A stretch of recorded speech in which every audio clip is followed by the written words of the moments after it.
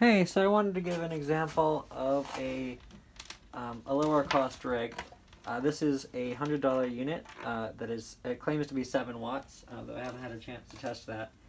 And it has 2 inputs and knobs. I mentioned it briefly earlier. But essentially, you can just plug a phone directly into this transmitter. On the back of the transmitter has a power jack for 12 volts. It says up to 4 amps, but in my experience, it uses a lot less. And for both this one and the last one, you can power it either by plugging it into a wall adapter and then plugging that into an inverter. An inverter is a device like this one that lets you plug home appliances into a car battery. And for low wattage applications, you can actually plug it into a cigarette lighter. But as explained there, you have about 150 watts or so limit when you're using the cigarette lighter, and you can use a lot more if you're clamping directly to the battery, which is not as convenient. But this uses like 12 watts, so you can easily plug this into a car using one of these cords, which is a cigarette lighter, and this is called a 2.1 millimeter barrel jack, and the 2.1 millimeters refers to the hole on the inside, not the size on the outside. So that's how you power it. This antenna. For an antenna jack, this has what's called a BNC connector.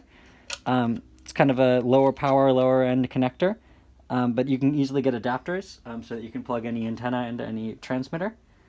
The previous one we were using used an N-type. The transmitter had an N-type jack, and then I have an adapter to UHF jack, which name I can't remember. But anyway, just make sure that your antenna fits the jack. This one, when I bought it, came with the antenna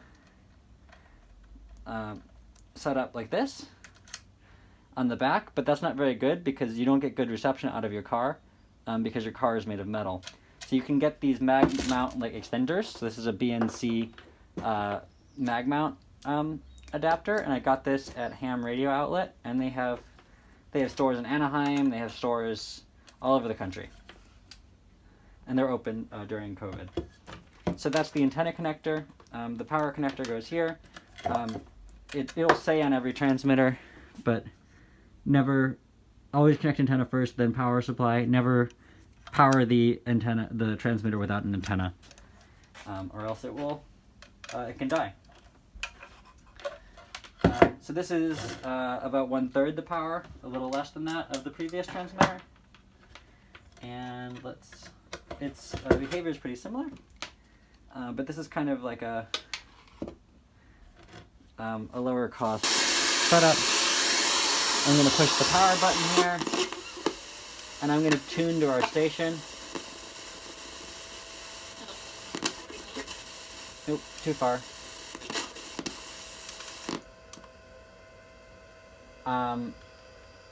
Yeah, and then I can plug in a phone, and I can play music. It's surprising how low you want this knob. Usually like in the lower quarter. If you go too high.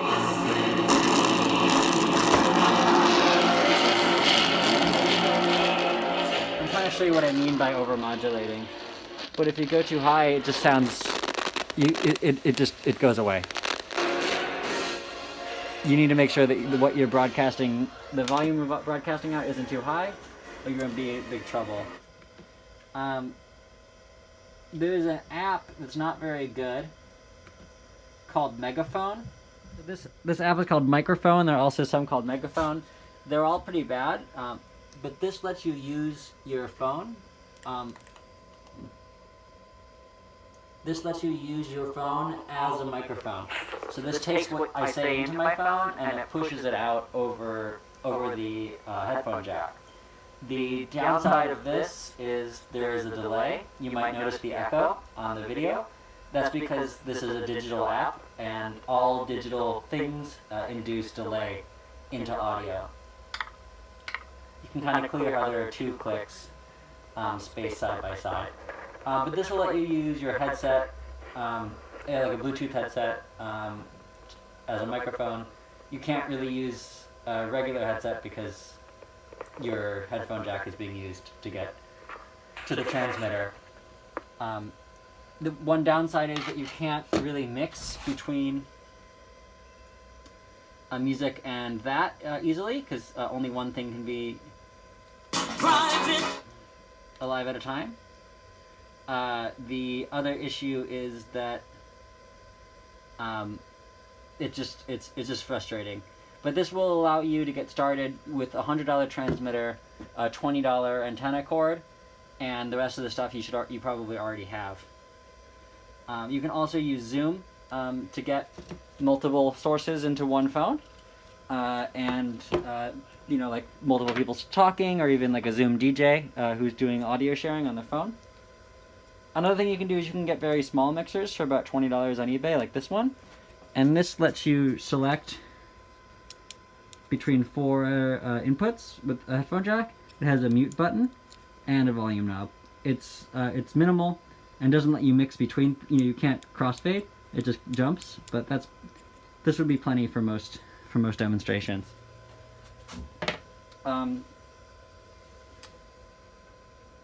Another thing you can do if you have a headphone splitter is you can actually use a headphone splitter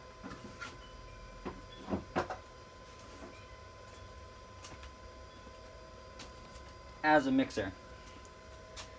So I can take this headphone splitter, which normally is used the opposite direction to plug 2 pairs of headphones into one device, and I can actually mix together 2 streams. I can plug in 2 phones. One can be music and one can be voice, and it will just combine them together. So that's the cheapest mixer. It's just a headphone splitter. And when you're time to turn it off, just you unplug it. Then the station goes static, and then you take the antenna off. So yeah, this is kind of the minimal setup, and the antenna in this case, the antenna this one came with I don't know. It wasn't labeled, so I don't know what frequency it's designed for. But it has a coil in the base, so you can't just measure it and find out. But if you get a different antenna, you can look up. It should come with a table of quarter weight of what length the antenna should be. But typically, the length of the antenna is going to greatly affect how effectively you're broadcasting on a particular channel. Another thing is that you should aim to get as short as cable as possible, as it will work for your application. If you know how to solder, you can actually open this up and shorten the cable, because the longer the cable is, the more you'll lose as the signal goes down the cable. Generally, thicker and more expensive mag mount things might be worth it, because you can lose a lot of power otherwise. But yeah, that's a summary of the radio aspect. Thank you.